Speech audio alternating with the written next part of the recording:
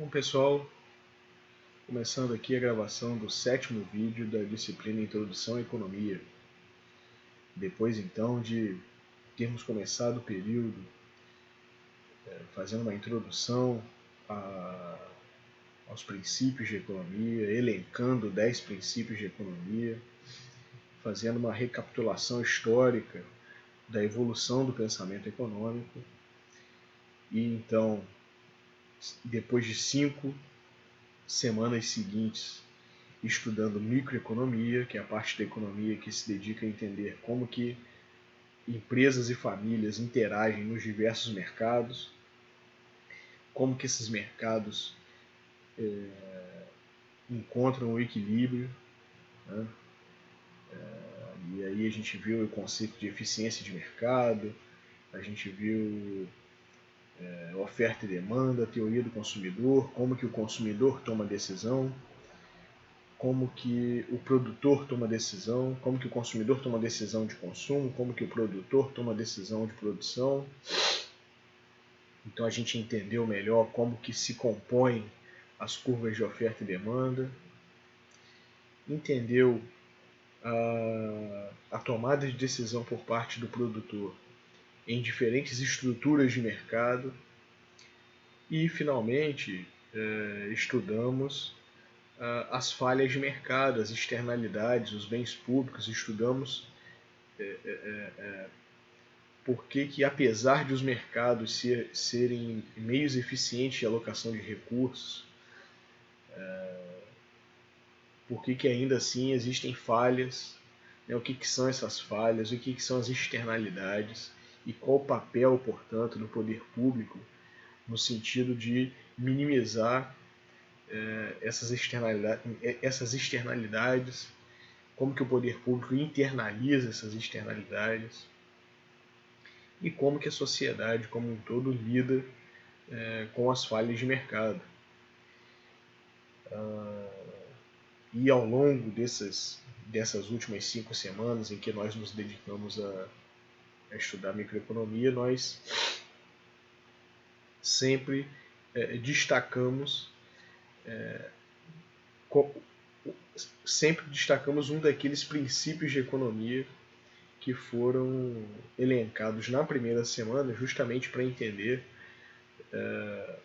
como que então a evolução do pensamento econômico, traduzido de forma simplificada naqueles princípios de economia, compõe a teoria econômica, então estudado nos livros didáticos e aceitas pelo senso comum na economia.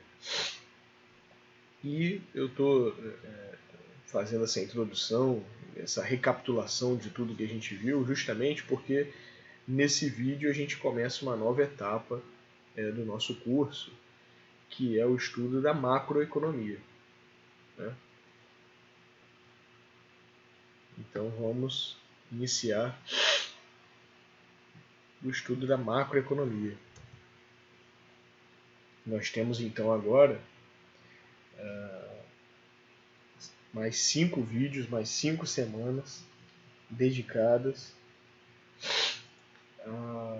depois de uma primeira semana introdutória e 5 semanas dedicadas à microeconomia, nós temos agora pela frente 5 semanas dedicadas a estudar macroeconomia, que é a parte da economia que se dedica a entender, a estudar a economia como um todo. Então, o objetivo da macroeconomia é explicar as mudanças econômicas que afetam as famílias como um todo, as empresas como um todo e os mercados como um todo simultaneamente. Então, o que isso significa, né? Se a gente, em microeconomia, quando a gente falou do equilíbrio do mercado, equilíbrio de mercado, ou a gente se referiu muitas vezes no plural ao equilíbrio dos mercados, a gente estava falando de mercados especificamente.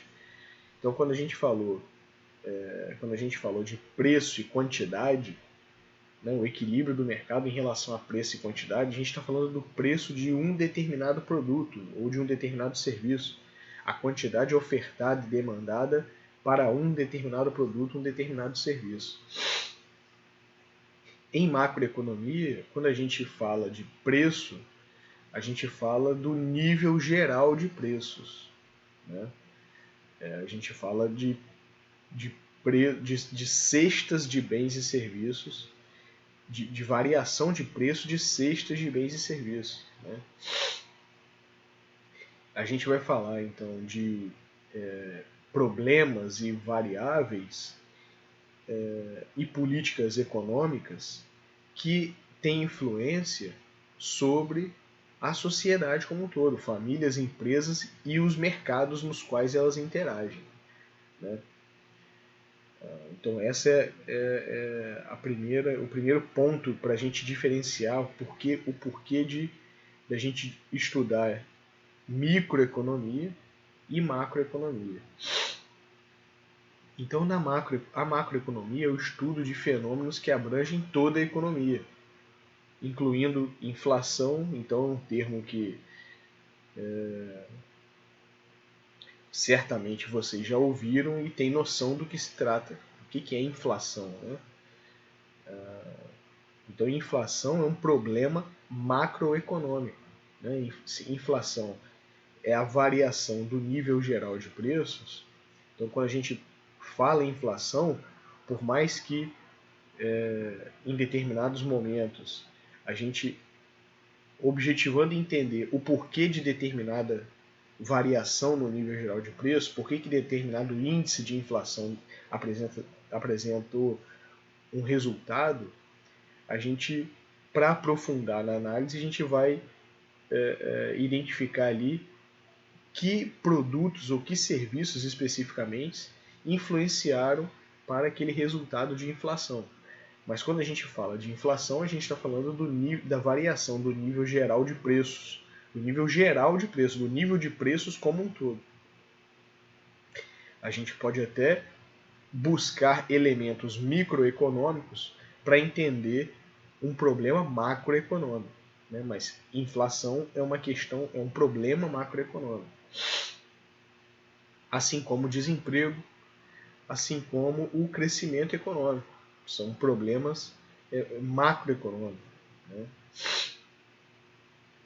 E os macroeconomistas, então, abordam uma ampla variedade de questões, né, tais como por que a renda média é alta em alguns países e baixa em outros. Né? Então, por que determinados países, em determinados países, a sua população tem uma renda média, uma renda per capita elevada, e em outros países essa renda é baixa, né?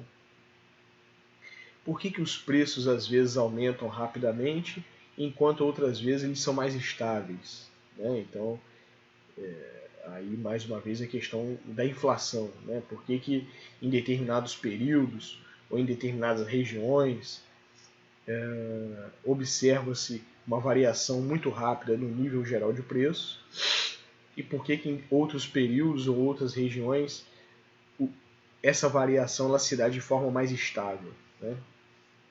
Por que isso acontece? Por que a produção e o emprego aumentam em alguns anos e diminuem em outros, né? Então, por que determinados países crescem mais e conseguem melhores desempenhos na economia, melhores índices de crescimento, consequentemente, por que esses países produzem mais, por que geram mais empregos, têm menores índices de desemprego, enquanto que outros países às vezes têm encolhimento da economia, né? Aumento do desemprego. Por que isso acontece, né? E por que isso acontece até de forma simultânea? Por que alguns países aparentemente surfam uma onda boa, né, de crescimento econômico, de produtividade, de produção da sua indústria, de geração de emprego, e outros países, ao mesmo tempo, fecham postos de trabalho, tem diminuição do nível de produção? Por que isso acontece? Essa é uma questão macroeconômica. O que o governo pode fazer para promover o rápido crescimento da renda, a baixa inflação e o emprego estável. Então, o que o governo, de que forma que o poder público pode atuar, né? E aí eu digo atuar para não necessariamente intervir na economia, mas de que forma que o poder público pode tomar ações no sentido de proporcionar um ambiente de negócio mais favorável, que promova o crescimento econômico, que gere emprego e que da mesma forma não promova variação no nível geral de preço, que como a gente vai ter oportunidade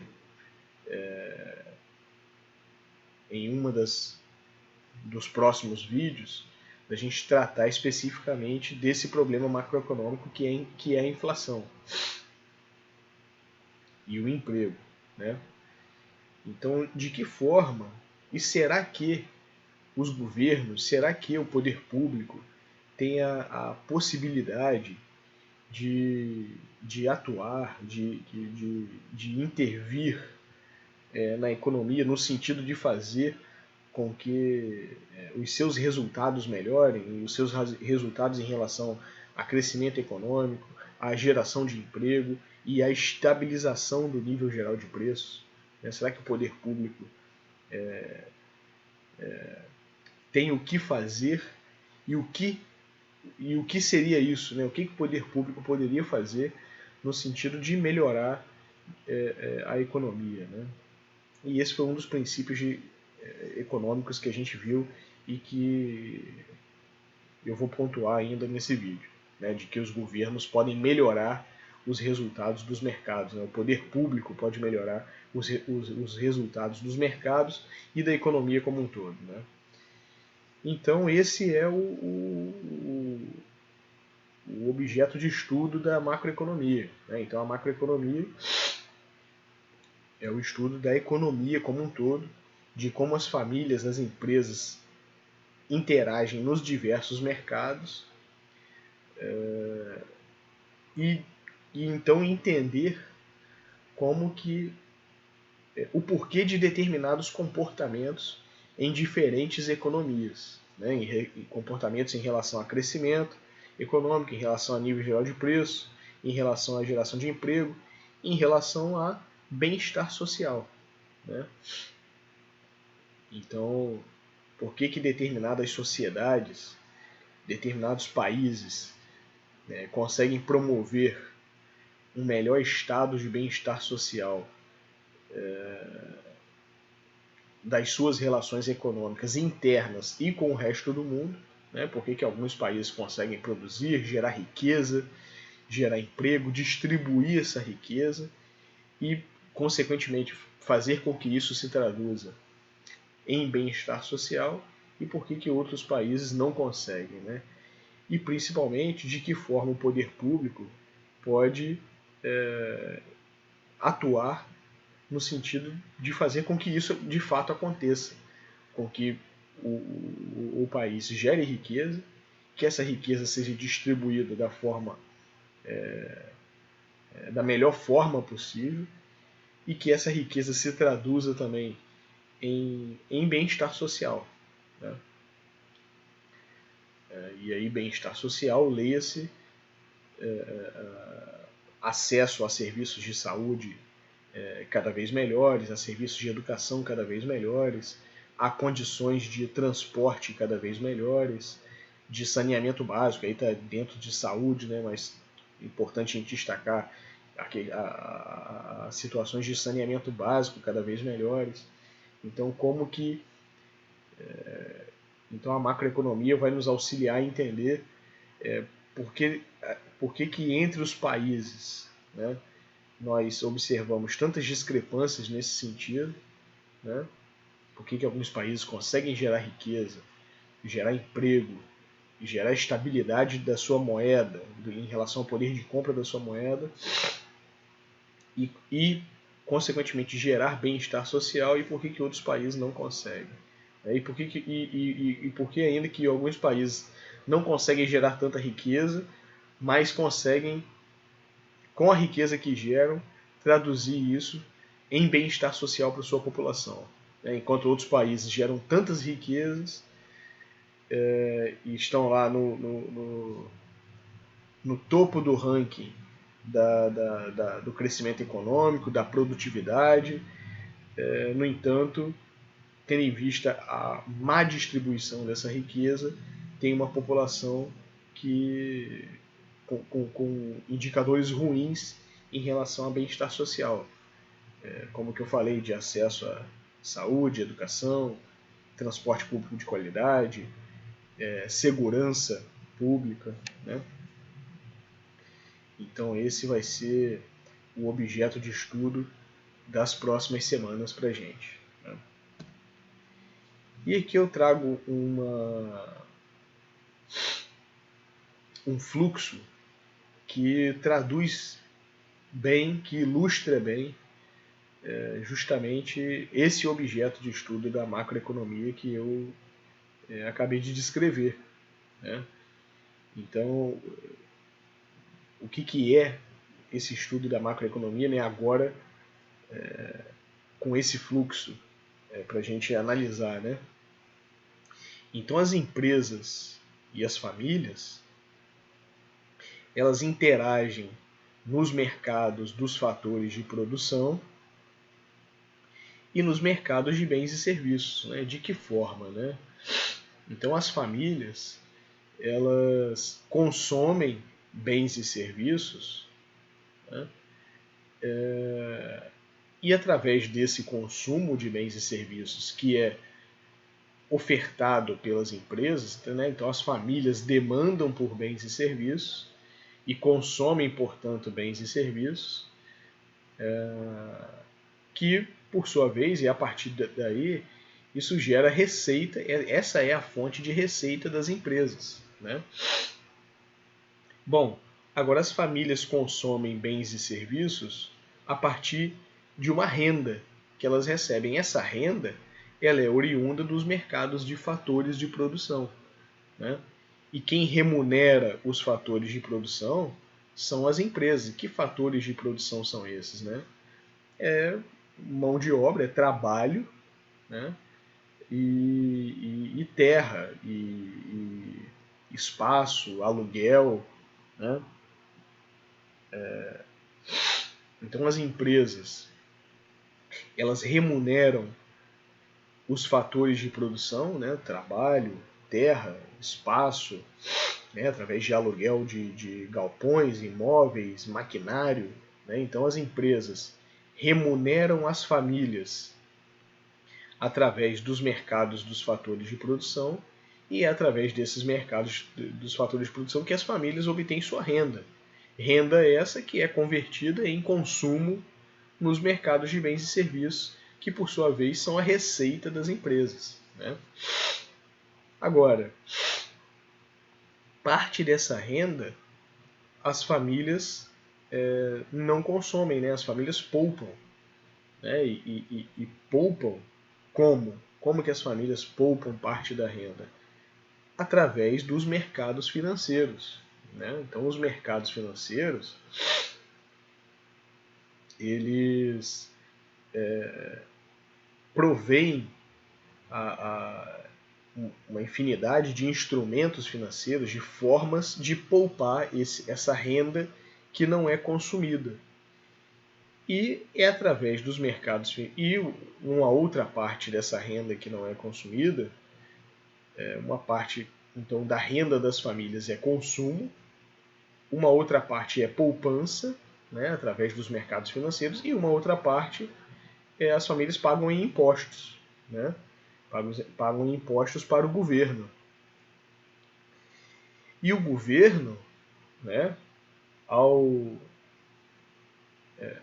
apurar esses impostos, ao receber esses impostos, os governos eles gastam parte desses impostos nos mercados de bens e serviços. Então os governos consomem também bens e serviços, né? das empresas, né? Os governos consomem bens e serviços das empresas, e os governos também contratam as empresas e consomem os produtos produzidos pelas empresas, os serviços ofertados, né? E o governo ele também utiliza os mercados financeiros para financiar o seu déficit, né? Então o governo ele também o mercado financeiro ele faz esse intermédio da poupança privada das famílias e viabiliza, portanto, a partir dessa poupança privada das famílias, os mercados financeiros viabilizam o financiamento do déficit do governo. Então é através do mercado financeiro, dos mercados financeiros, que o governo, por exemplo, emite títulos de dívida, né? Então, se o governo quer financiar sua dívida através da emissão de títulos de dívida, ele o faz, né? Ele consegue chegar até o titular, até aquele que vai ajudar a financiar a sua dívida, via mercados financeiros, né? Os mercados financeiros, eles também viabilizam um fluxo de capital para o investimento nos mercados de bens e serviços, né? Então, só existe investimento nos mercados de bens e serviços se existe, do outro lado, poupança, né? Então, os mercados financeiros remuneram essa poupança, né? E, da mesma forma, são remunerados através do financiamento da dívida do governo e do investimento nos mercados de bens e serviços para iniciativa privada, né? Então percebam como aqui, pensando numa economia fechada, imaginando que a gente trace a nossa envoltória de análise da nossa economia aqui, né? Então pensando numa economia fechada, percebe como está tudo interagindo aqui, né? Como famílias, empresas, governo interagem de diferentes formas, e é dessa interação aqui como um todo que é o objeto de estudo da macroeconomia. E pensando aí numa economia aberta, numa economia, portanto, que se relaciona com outras economias, né, que a gente fala aqui das exportações e importações. Então tem um fluxo dessa economia, tem um fluxo de exportações, né, de produtos, e, consequentemente, uma receita oriunda dessas exportações, assim como tem um fluxo de importações e, consequentemente, um pagamento, né, um fluxo financeiro aqui dessa economia para fora, tem o pagamento dessas importações, né? Da mesma forma, tem essa economia pode transferir capital para o resto do mundo, e como pode receber fluxo de capital do resto do mundo para ele também, né? E é justamente dessa interação como um todo que a gente vai entender o porquê que determinadas economias conseguem prosperar de forma mais rápida, conseguem produzir mais riqueza, conseguem se beneficiar dessa relação com o resto do mundo, e por que outras economias não, né? Então a gente vai falar, como eu vou pontuar um pouquinho daqui a pouco, entender como que se dá essa relação, né? Entender como que se dá, portanto, a geração de riqueza na economia, e aí a gente vai entender cada parte desse fluxo, né? Então a gente vai falar especificamente, por exemplo, de política fiscal, né? Por parte de poupança e investimento, por parte tanto do setor público quanto do setor privado. Então, quando a gente falar de poupança e investimento do setor público e setor privado, a gente vai estar falando especificamente dessa parte aqui do fluxo, né? Que trata aqui de poupança das famílias, né? a arrecadação de impostos por parte do governo, o financiamento da dívida por parte do governo e os gastos do governo. Então tudo isso aqui está relacionado à política fiscal, né, o quanto que o governo arrecada, o governo financia sua dívida e o governo gasta, né, e poupança e investimento dos setores público e privado. Então quando a gente está falando aqui de poupança privada, que flui para os mercados financeiros e que viabiliza o investimento, né, a gente vai entender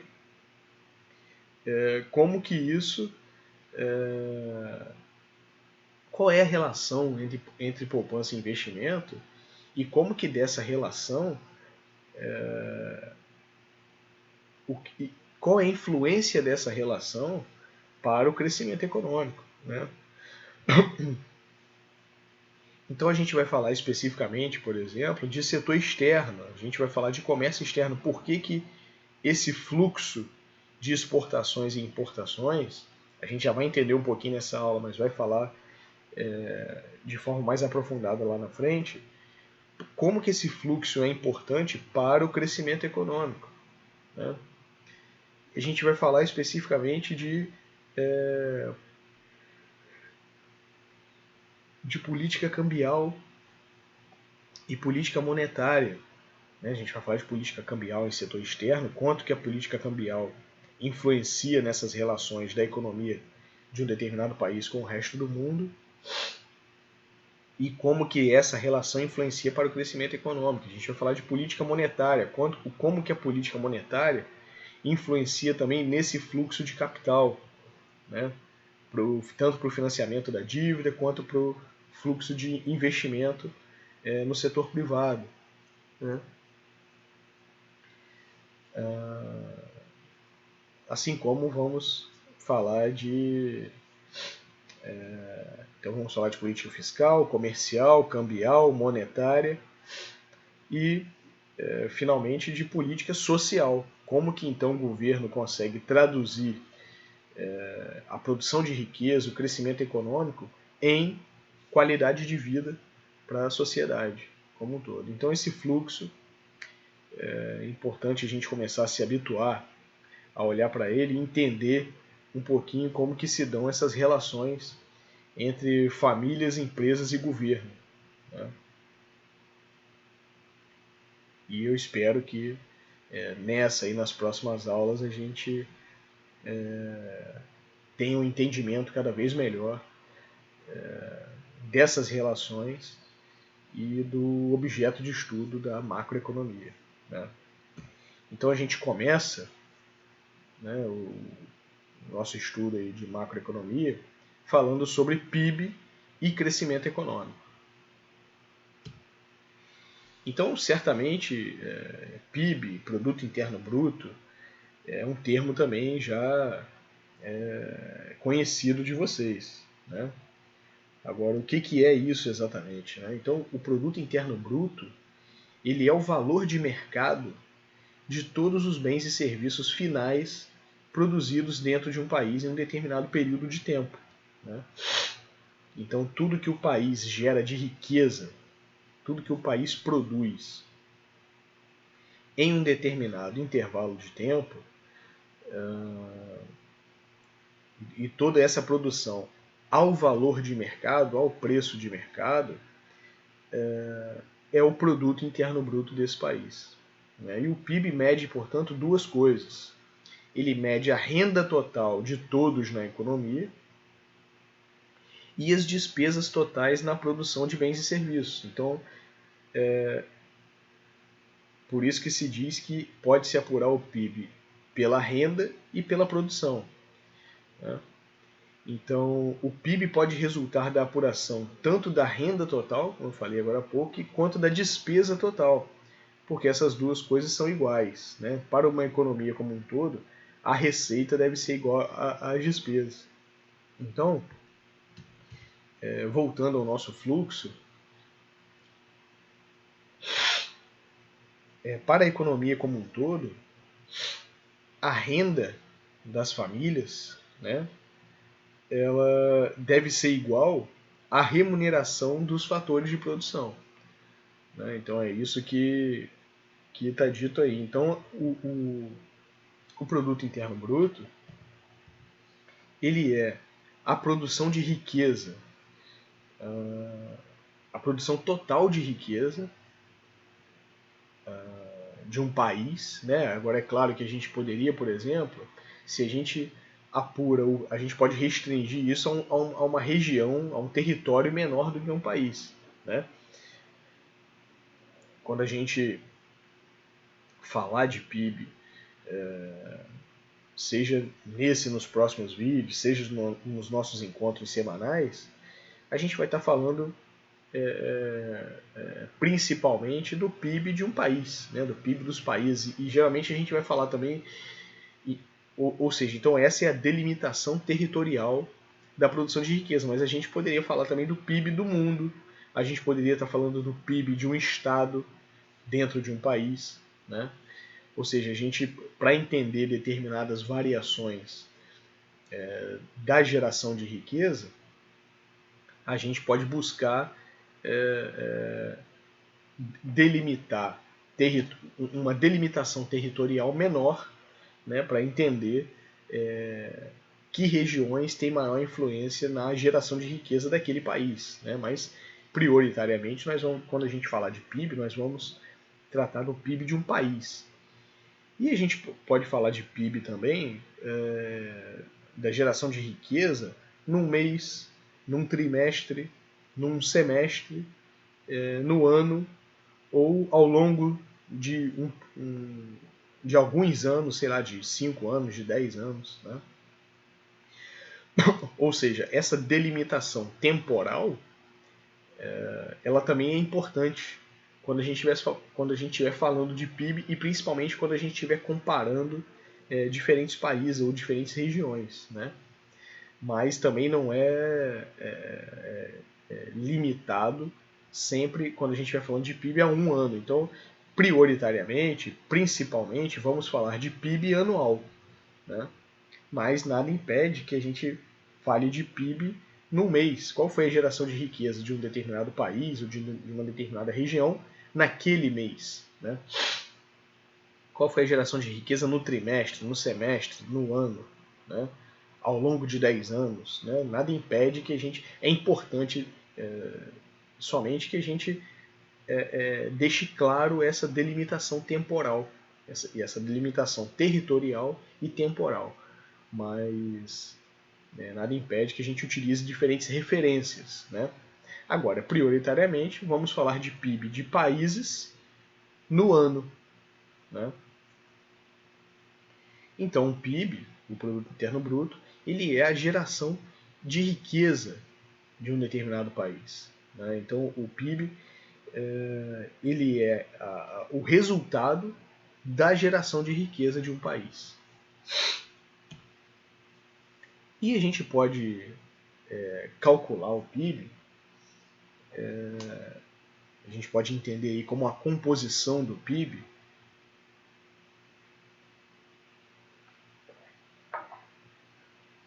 como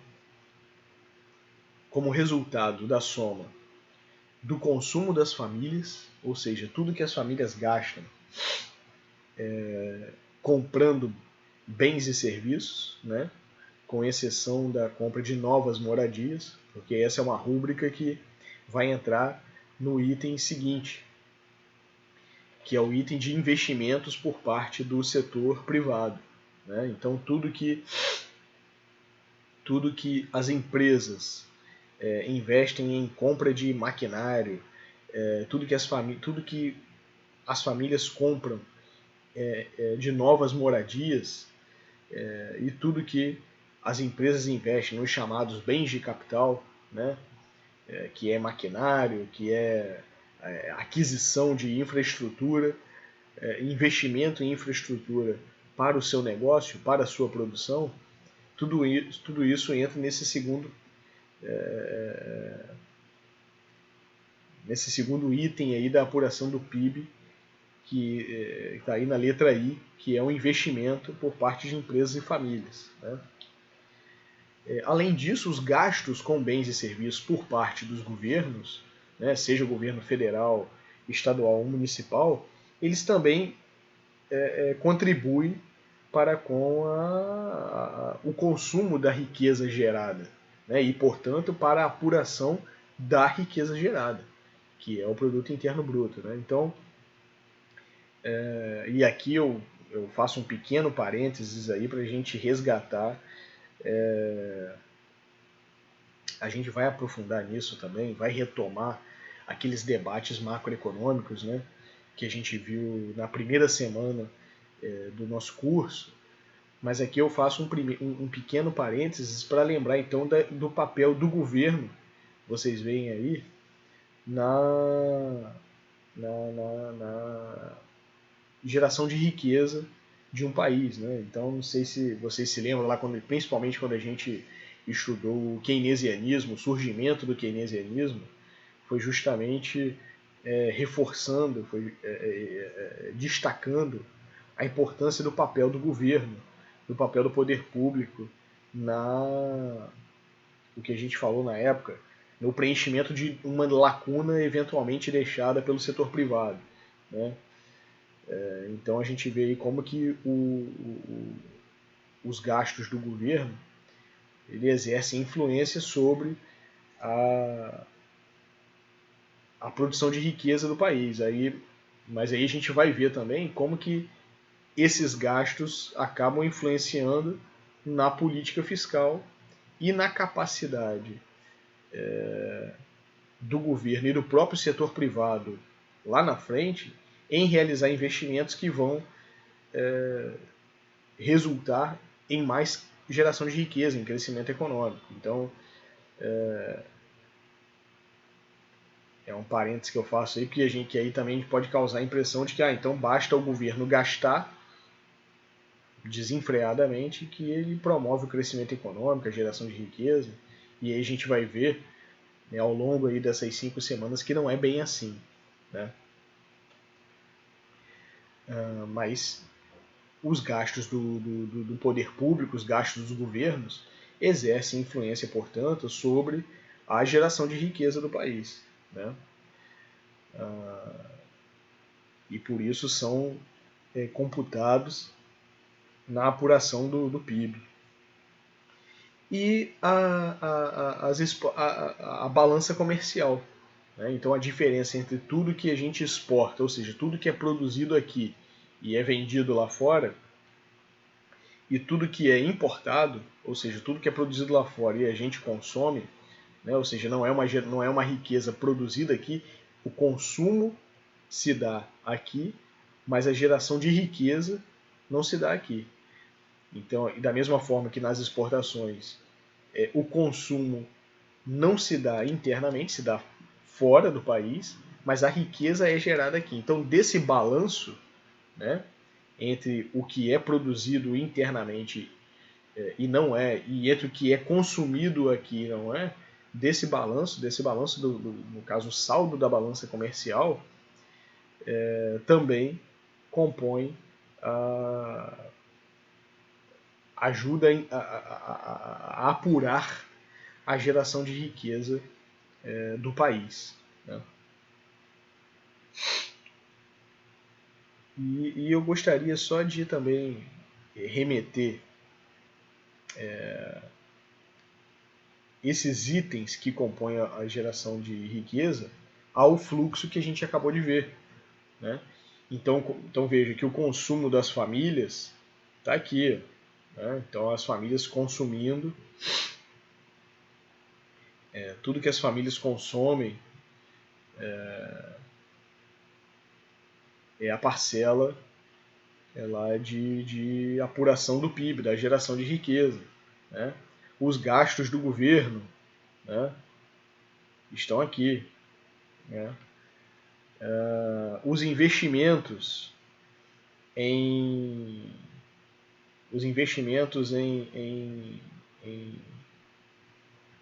bens de capital, né, os investimentos por parte das empresas em aquisição de maquinário, em infraestrutura para o seu negócio, assim como os investimentos das famílias em aquisição de novas moradias. Então está aqui, né?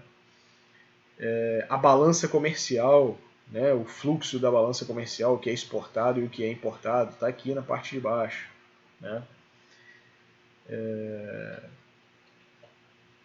E aí, como eu falei, essas despesas elas são oriundas de impostos. Né? E os investimentos são oriundos de uma capacidade de poupança por parte do setor público. Né?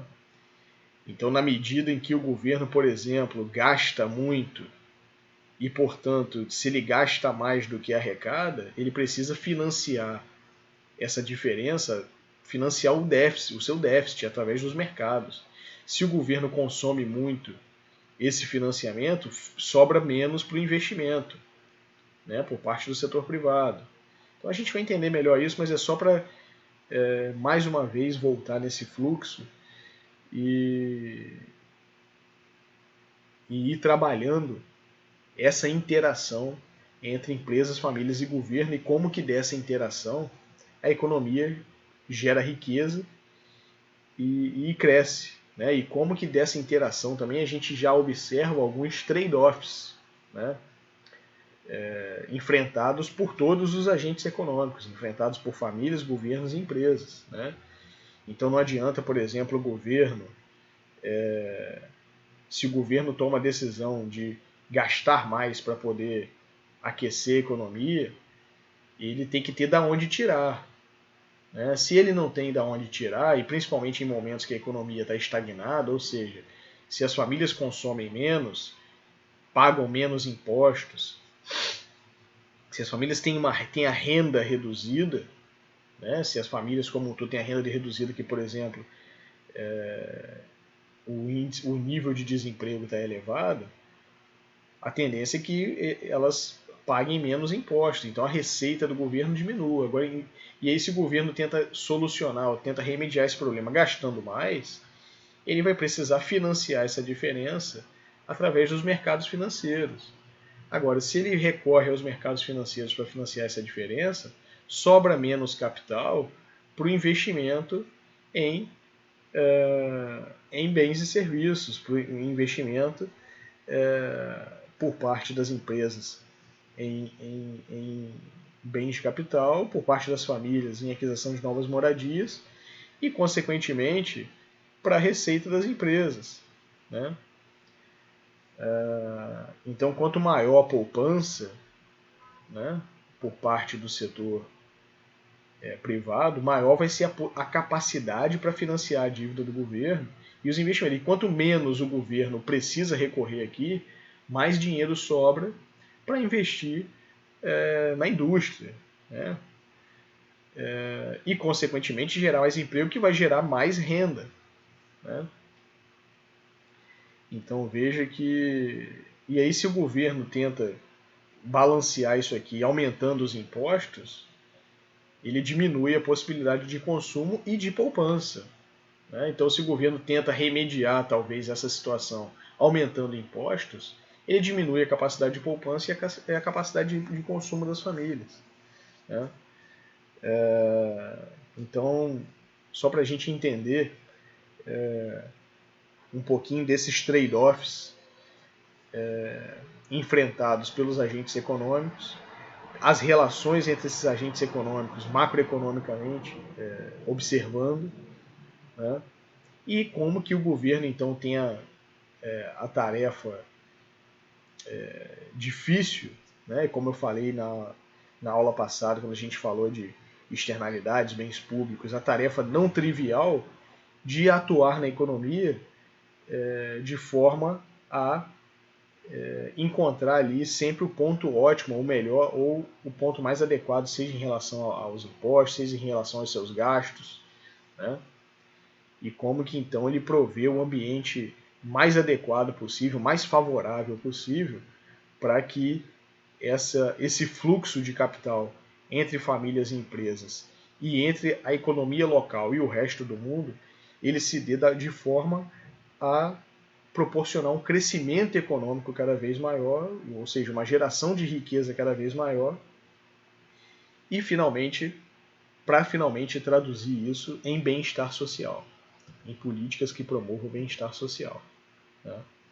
Então daqui a gente tira essa composição do PIB, do Produto Interno Bruto, a partir dos gastos das famílias em bens e serviços, a partir do investimento do setor privado em bens de capital e aquisição de novas moradias por parte das famílias, dos gastos do poder público, do governo, com bens e serviços, né, e do saldo líquido da balança comercial, né, da diferença entre exportações e importações.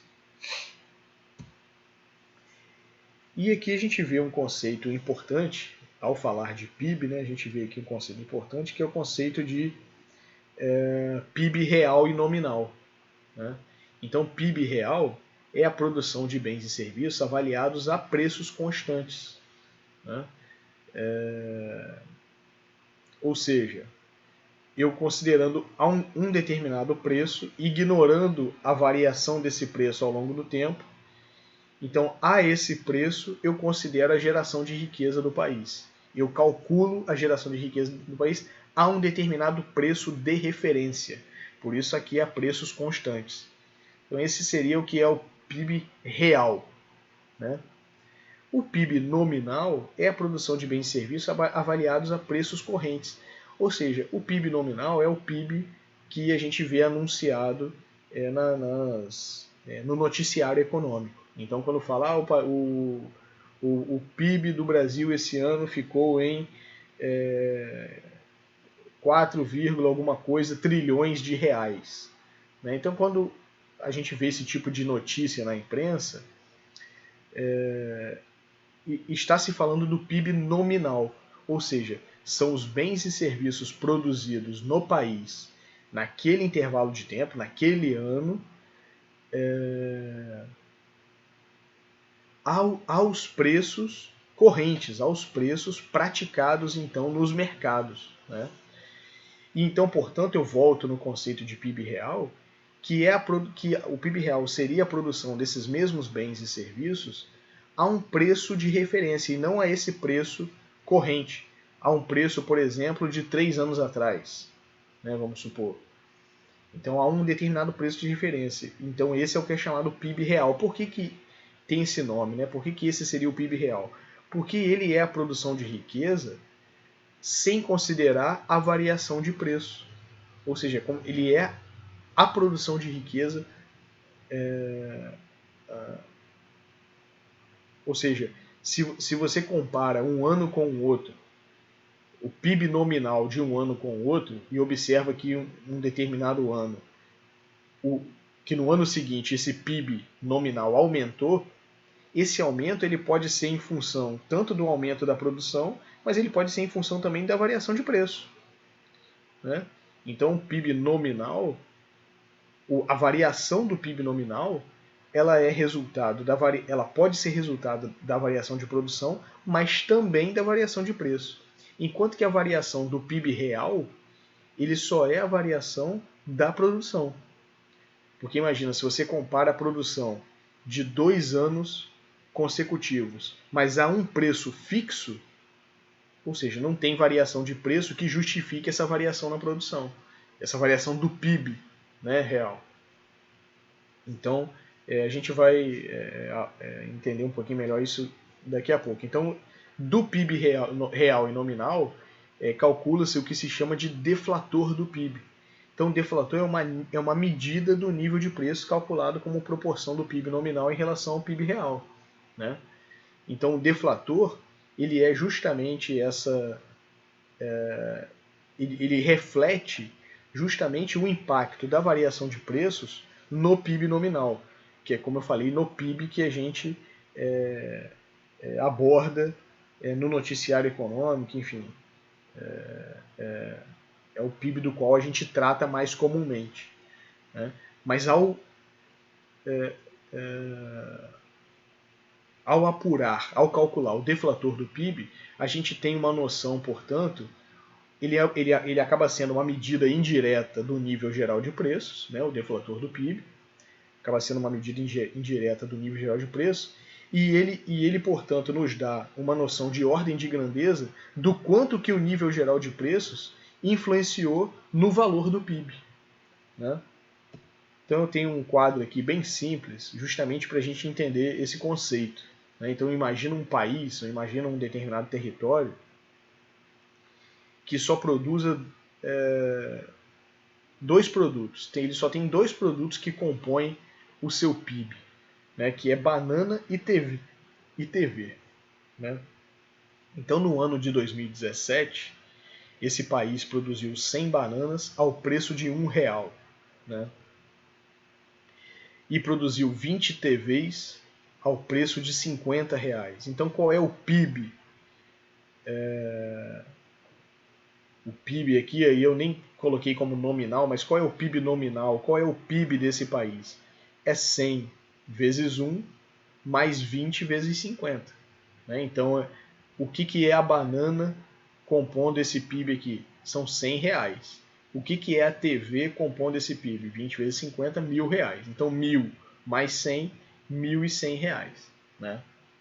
Agora, no ano seguinte, esse país produziu 120 bananas ao preço corrente, né, de R$2, assim como ele produziu 30 TVs ao preço corrente de R$60. Então o PIB desse país é 120 vezes 2, 240, 30 vezes 60, ou seja, 1.800. Né? Então, 1.800 mais 240 vai dar 2.040. Então, esse é o PIB desse país no ano de 2018. E da mesma forma, em 2019 ele produz 140 bananas ao preço de 3, 40 TVs ao preço de 70. Então, ele tem um PIB em 2019 de 3.220. Né? Agora, qual seria o PIB real nesses 3 anos a preços de 2017? Ou seja, se a gente toma 2017 como o ano de referência, o preço de referência, qual seria então o PIB real nesses anos? Então é claro que em 2017 o PIB real é igual ao nominal. Né? Agora, no ano de 2018, qual seria o PIB real? O PIB real seria aqui 1.620, ou seja, ele seria 120 vezes 1 mais 30 vezes 50, porque é o que? É a produção a produção de 2018 a preços de 2017. Né? Então o PIB real aqui é 1.620. Então aqui a gente já tem uma noção, a ordem de grandeza, do quanto que a variação de preço impactou na variação do PIB. Né? Porque se a gente congelasse aqui o preço, a nossa produção de riqueza seria de 1.620 e não de 2.040. Então daqui a gente tem um deflator, né? um PIB nominal sobre o real de 1,2593. E da mesma forma, o PIB real de 2019 a preços de 17 seria 2,140. Ou seja, comparado aí com 3,220, que seria o PIB nominal desse país. Então a gente tem aqui um deflator de 1,5047. A gente tem uma noção aqui do quanto que a variação de preço exerceu influência sobre essa variação no PIB aqui de 1.100 para 3.220. Né? Então, como eu já tinha pontuado antes, note que o deflator do PIB é uma medida indireta de variação do nível geral de preços. Né? Bom, e como eu já falei anteriormente, por que a gente está preocupado com o PIB? Né? Por que a gente está começando a estudar macroeconomia falando de produto interno bruto? Né? Porque o PIB, né? Por que a gente está preocupado com isso? Se o PIB, por exemplo, ele não mede a nossa saúde. Né? O PIB, o valor da produção total de riqueza de um país esse valor ele não reflete necessariamente a qualidade da saúde da população que vive nesse país. Esse valor ele não reflete a qualidade da educação das pessoas que vivem nesse país, do nível da qualidade do sistema educacional que vigora nesse país.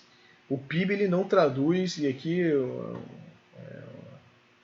uma visão mais romântica do PIB, ele não traduz a beleza da arte, a beleza da poesia de um país. Agora, quanto maior a geração de riqueza de um país, né, maior a sua capacidade em proporcionar melhores sistemas de saúde, né? Melhores condições de saneamento básico, melhor infraestrutura de saúde. Quanto maior a geração de riqueza de um país, quanto maior o PIB de um país, melhor tende a ser o serviço de saúde proporcionado para essa população. E aí, quando eu falo serviço de saúde, eu não estou falando somente de serviço de saúde pública, estou falando também de saúde pública. Mas eu estou falando também de saúde privada e da capacidade dessa população em acessar essa saúde, esses sistemas de saúde privado, né? Eu estou falando de saneamento básico, não necessariamente de saneamento básico proporcionado pelo poder público. Pode ser saneamento básico proporcionado pelo setor privado e explorado pelo setor privado, acessível à população como um todo, né? Então, o PIB. Então, quanto maior o PIB, melhor tende a ser a saúde, melhor tende a ser a educação de determinada população.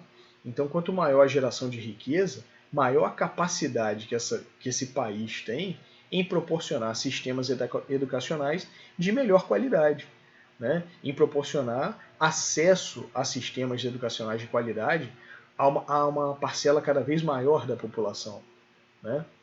E quanto maior a geração de riqueza, maior tende a ser também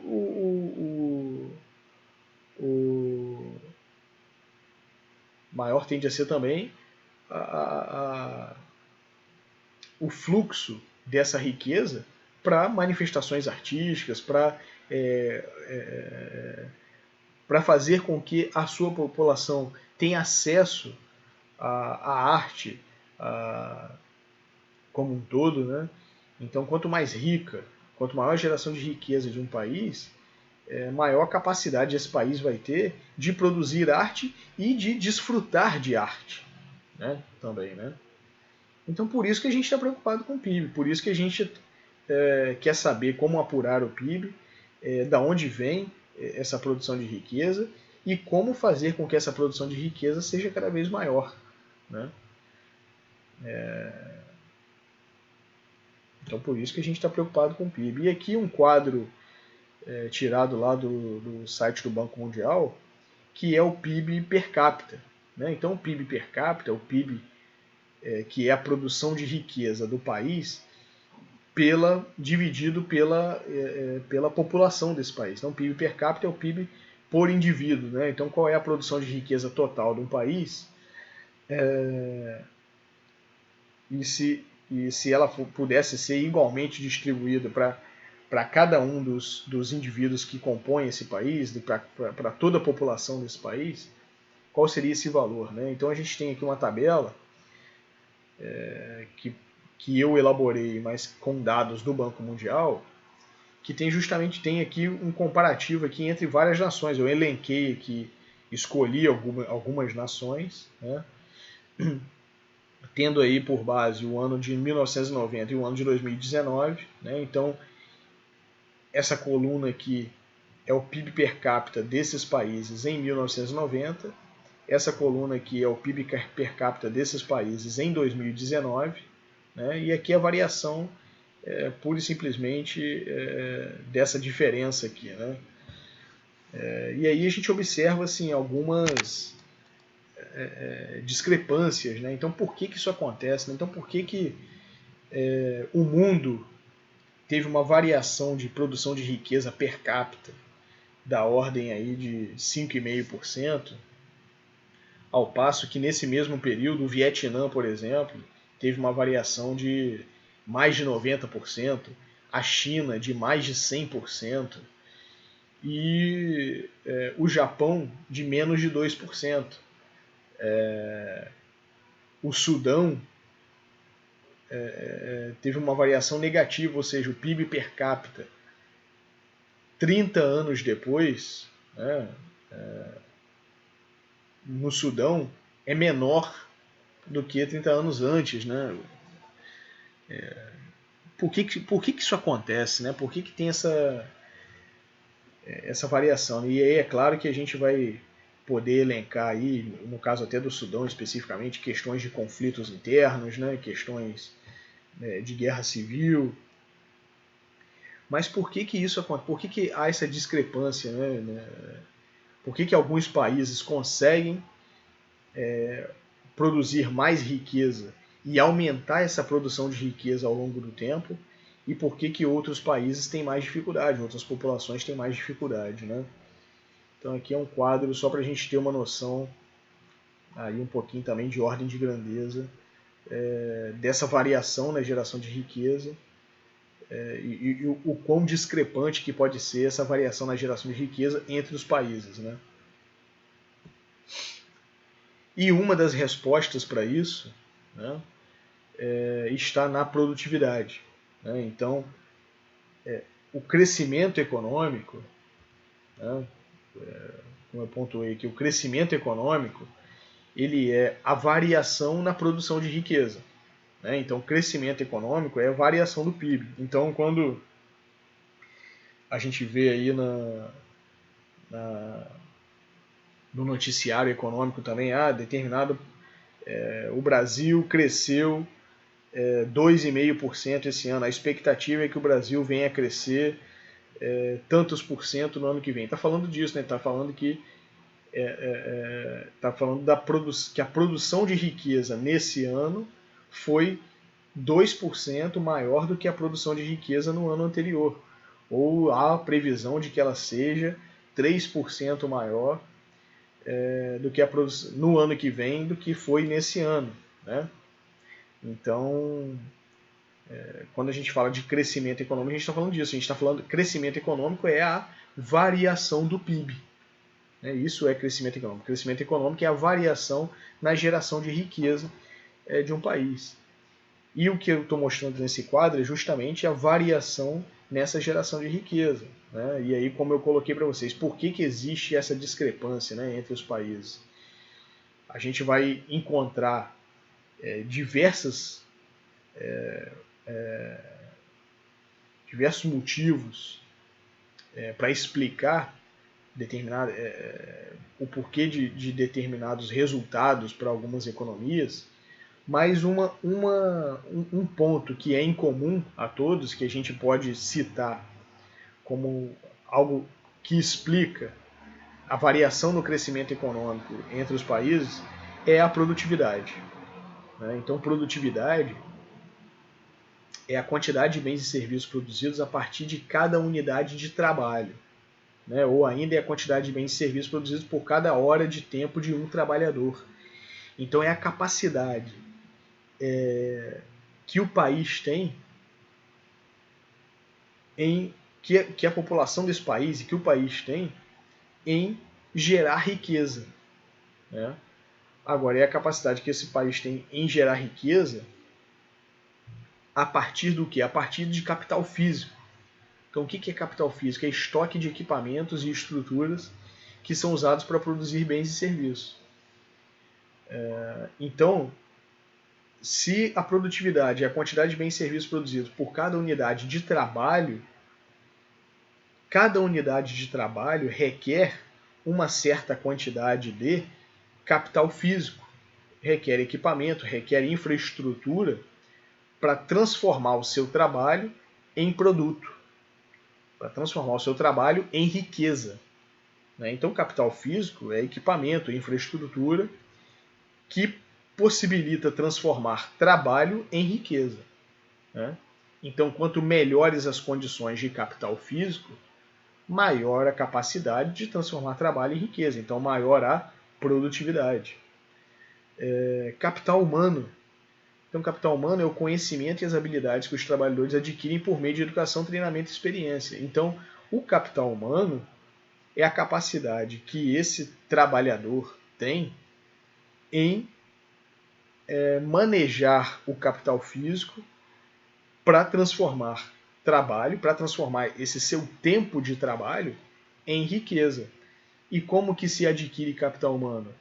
Com treinamento mesmo, direto, ou com a própria experiência ao longo do tempo. Então, por isso que se diz que quando uma pessoa aposenta, né, a empresa, o local onde ela trabalha está perdendo o capital humano, né? Porque essa pessoa tem um conhecimento grande em relação, tem um conhecimento aí de experiência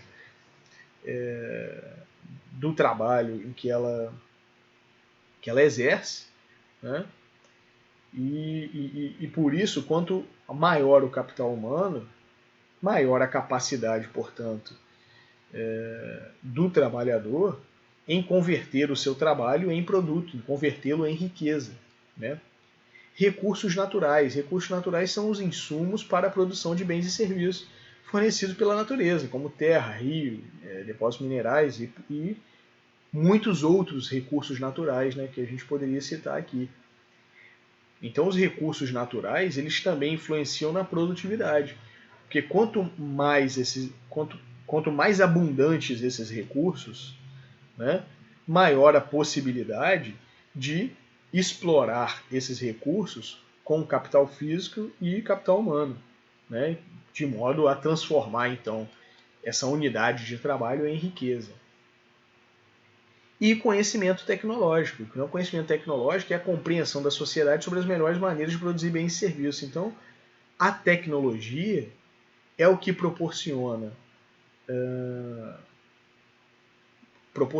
transformar esse trabalho também em riqueza. E com o avanço tecnológico, melhores condições de infraestrutura são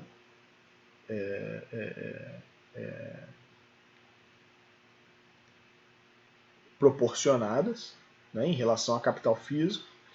O conhecimento tecnológico também proporciona aprimoramento no capital humano, formas de disseminação de conhecimento, de treinamento, de viabilização de cursos, de troca de experiências. E o conhecimento tecnológico também proporciona a exploração racional dos recursos naturais. Uma vez que os recursos naturais são necessários para determinada atividade econômica e que, a depender da forma como eles são explorados, eles podem se extinguir, determinados recursos até eles serão extintos, independente do consumo racional. Não, agora o consumo racional pode retardar essa extinção, né, dos recursos naturais. Então, o conhecimento tecnológico proporciona a exploração cada vez mais otimizada dos recursos naturais disponíveis, né? Então, por isso que estão elencados aí esses 4 tópicos que favorecem o quê? A produtividade, que favorecem produzir mais riqueza com menos unidade de trabalho, com menos tempo, né? Porque quanto mais produtiva essa unidade de trabalho, né, mais riqueza essa unidade de trabalho gera. Né? E essa unidade de trabalho vai gerar mais riqueza quanto melhor for o capital físico empreendido nessa unidade de trabalho, o capital humano, né, através de disseminação de conhecimento e aprimoramento através de recursos educacionais mesmo, de treinamento e por aí vai. Os recursos naturais, como que a exploração dos recursos naturais, os recursos naturais que são necessários para a produção de riqueza. E, finalmente, o conhecimento tecnológico. O conhecimento tecnológico é o que proporciona a aceleração desse processo de melhoria na produtividade. É o conhecimento tecnológico que vai proporcionar a melhoria em capital físico, em capital humano e na exploração otimizada dos recursos naturais. Né? Então é o avanço da tecnologia que vai proporcionar aprimoramento do capital físico e humano e da exploração otimizada dos recursos naturais. Né? Então, por isso que a gente pode elencar aqui, dito tudo isso que foi dito em relação ao objeto de estudo da macroeconomia e em relação à geração de riqueza por parte das economias, que a gente pode resgatar aqui 3 princípios de economia que a gente viu na primeira semana do curso. que é os indivíduos enfrentam trade-offs, e aqui os princípios de economia relacionados às políticas econômicas que a gente vai ver daqui a pouco. Mas do que a gente viu até agora, a gente pode lembrar sim que os indivíduos, as empresas e os governos enfrentam trade-off, né? Os governos podem melhorar os resultados dos mercados e a qualidade de vida de um Estado depende da sua produtividade, né? Então, quanto maior a produtividade, maior a geração de riqueza. Quanto maior a geração de riqueza, maior a capacidade do Estado em proporcionar melhores condições de saúde, educação, infraestrutura, segurança, transporte e por aí vai, né? Então aqui a gente consegue elencar 3 princípios de economia que a gente viu na primeira semana. E esses princípios eles se traduzem, e a gente vai ter a oportunidade de trabalhar isso nas próximas semanas, nas políticas econômicas. Então, em política fiscal, por exemplo, que é o tema justamente da próxima aula. Política fiscal é a relação de poupança e investimento que o setor público, entre o setor público e o setor privado. Então, a gente vai ver que só existe investimento, né? Só existe investimento se existe poupança, né? E aí, por parte do setor público, isso ganha uma importância ainda maior quando se trata das medidas em política fiscal tomada pelo setor público. E o que é a política fiscal? É a relação justamente entre receita e despesas do poder público. Então, quando o governo toma medidas que alteram esse balanço, ou seja, se o governo quer arrecadar mais aumentando mais imposto, ele sabe que esse aumento de imposto pode frear a economia, o que pode gerar como consequência maiores dificuldades para ele, por exemplo, financiar sua dívida, né? Da mesma forma, o setor privado só vai existir investimento no setor privado se existir, do outro lado, uma capacidade de realização de poupança por parte do setor privado e do setor público também, né? Então é um trade-off enfrentado pelo setor privado e também pelo setor público, né? E a gente vai ver em política fiscal. Política comercial, como a gente vai ver a importância do setor público na garantia de segurança jurídica, na garantia do mercado, dos mercados interagindo livremente, né? E da importância do fluxo de capital externo para a economia interna, da importância do fluxo de capital externo justamente para financiar investimentos, para financiar negócios. Agora, esse fluxo de capital externo ele só vai existir, ou ele tende a existir mais, né, quanto maior for a segurança jurídica para aquele que está lá fora e para alocar o capital aqui dentro, né? Então daí a necessidade de uma política comercial por parte do poder público transparente, uma política comercial que garanta esse fluxo de capital, né, que garanta essa interação da indústria local com as indústrias externas, né? E aqui eu colocaria junto a política cambial, que exerce influência direta aí sobre a política comercial. A política monetária também, né, uma política econômica importante, porque ela vai visar a estabilidade do poder de compra da moeda, o que é justamente importante para essa interação entre empresas e famílias e o próprio governo, e o custo de oportunidade. A gente vai ver como que a política monetária ela baliza o fluxo de capital para o mercado financeiro e para a economia real, né? Então, daí também a tarefa que não é trivial por parte do gestor público, por parte do governo em implementar políticas monetárias que justamente que proporcionem esse equilíbrio no fluxo de capital entre mercado financeiro e economia real. Porque é a economia real que gera emprego, que gera renda para as famílias, né? Então, mas, por outro lado, o mercado financeiro é importante justamente para promover um fluxo de investimento, um fluxo de capital entre poupadores e investidores. Né? E as políticas públicas em geral. Né? Então, a gente não adianta, como eu falo, né, ser bem intencionado aqui nas políticas públicas, não adianta ser bem intencionado em implementar políticas públicas de educação, de saúde, de pesquisa, políticas públicas que objetivem reduzir a desigualdade social, promover uma melhor distribuição de renda, se essas políticas aqui vão mal. Né? Se a política fiscal vai mal, ou seja, se o governo gasta desenfreadamente e não tem e acaba capturando para si toda a possibilidade de fluxo de capital que iria para a economia real e assim tendo dificuldade de gerar emprego, podendo chegar a um ponto aqui de insolvência, de incapacidade de pagar sua dívida. Né? Então não adianta ser bem intencionado em políticas públicas se não consegue realizar uma política fiscal equilibrada, adequada. Não adianta ser bem intencionado em políticas públicas e não ter capacidade de se relacionar com outros países, com outras indústrias, né? E não proporcionar um ambiente de negócio favorável, propício ao recebimento de capital externo. Né?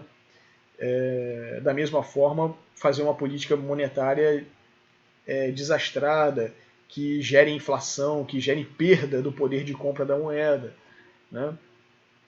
Da mesma forma, uma política cambial que exerce influência negativa sobre essas três. A política cambial, na verdade, ela exerce influência sobre essas três políticas aqui. Quer dizer,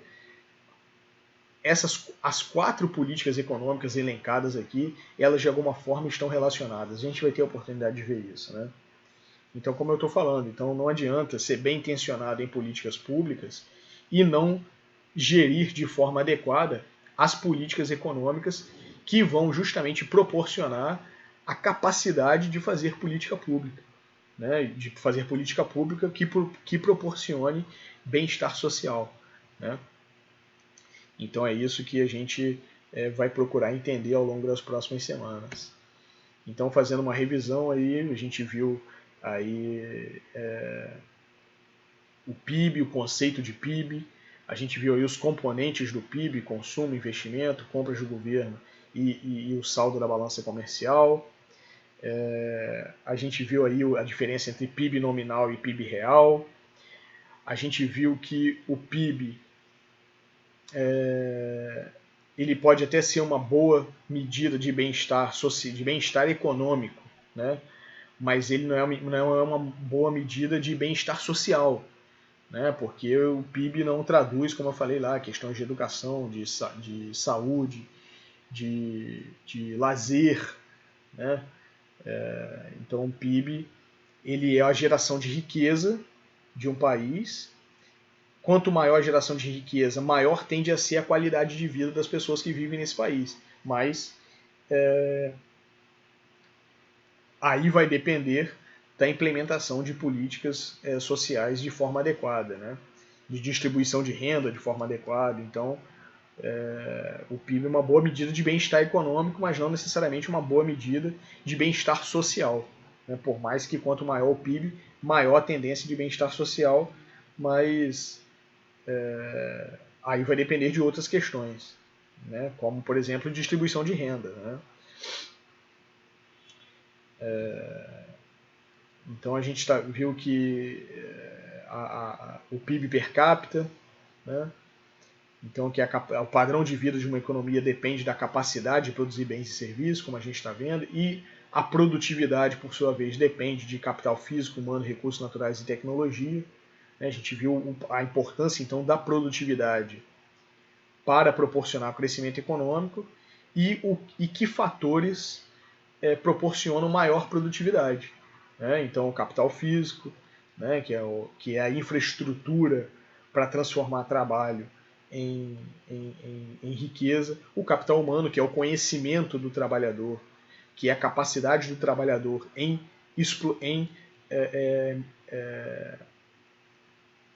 em manusear, a capacidade do trabalhador em trabalhar, em interagir com o capital físico, vamos dizer assim, para transformar trabalho em riqueza. É os recursos naturais, que são os recursos disponíveis justamente para a transformação de trabalho a serem explorados e que fazem, portanto, que do trabalho, né, provido de capital físico e capital humano, consiga transformar então em riqueza. E o desenvolvimento tecnológico, como que o desenvolvimento tecnológico é importante justamente para o consumo racional e otimizado dos recursos naturais e, da mesma forma, proporciona também melhores condições de capital físico e humano, né? E a gente viu como que as políticas governamentais, as políticas econômicas, podem influenciar então no crescimento econômico, né? Incentivando a poupança e investimento, isso a gente vai ver de forma mais aprofundada, melhorando as relações de comércio exterior, né? Promovendo então políticas públicas, políticas sociais que promovam bem-estar social. Então a gente já viu, já começou a entender a importância do governo, do poder público para o crescimento econômico e para o bem-estar social, né? Algo que a gente vai ver também, como que a acumulação de capital está sujeita a rendimentos decrescentes, né? Quanto mais capital uma economia, menor a produção adicional. A gente viu isso em teoria da produção, né? E agora a gente vai abordar na economia como um todo, né? A lei dos rendimentos decrescentes. A gente falou de custos crescentes e rendimentos decrescentes, que é um pouquinho do que está sendo abordado aqui, né? Então, uma poupança maior leve a um maior crescimento. Então, como resultado, embora uma poupança maior leve a um maior crescimento por um período de tempo, o crescimento eventualmente desacelera na medida em que o capital, a produtividade e a renda aumentam, né? Então, o retorno do capital é especialmente mais alto nos países mais pobres. Ou seja, na verdade, isso aqui é a tradução do seguinte: então, quanto mais um país cresce, menor vai sendo a sua capacidade em crescer mais, né? Porque ele tem que tirar cada vez mais do capital físico, do capital humano, dos recursos naturais para produzir mais, né? Então, quanto mais um país cresce, fica mais difícil para ele crescer, ou seja, quanto mais riqueza um país produz, mais difícil dele aumentar essa produção de riqueza. O que justamente impulsiona essa maior geração de riqueza é o desenvolvimento tecnológico. Mas aí por isso também que é o efeito de recuperação, porque que alguns países mais pobres eles conseguem às vezes ter taxas de crescimento mais elevadas, justamente porque eles estão numa situação em que eles têm muito a explorar, mas que não é explorado. Então por isso que eles crescem pouco, mas por ter muito a explorar, eles têm um efeito de recuperação maior do que os países mais ricos, né? Bom, então a gente vai na próxima aula começar a falar de política fiscal e da importância do papel da poupança e do investimento para proporcionar crescimento econômico. Então, assim, por que a gente começou a estudar macroeconomia falando de PIB e crescimento econômico, né? Porque é a produção de riqueza que proporciona bem-estar social, que tende a proporcionar bem-estar social, né? E a gente vai entender nas próximas aulas como que a política fiscal, a política comercial, cambial e monetária proporcionam produção de riqueza, né? Então a gente entendeu nessa aula como que se dá, o que é esse conceito de produção de riqueza, de PIB e crescimento econômico, né? Então a gente entendeu isso nessa aula. E a importância disso, na verdade, a importância do PIB, da geração de riqueza e do crescimento econômico para o bem-estar social, né? E o que a gente vai ver nas próximas aulas é a importância das políticas econômicas para proporcionar geração de riqueza, para proporcionar crescimento econômico. Que políticas? Fiscal, comercial, cambial e monetária, né? Bom, então é isso. Até a próxima.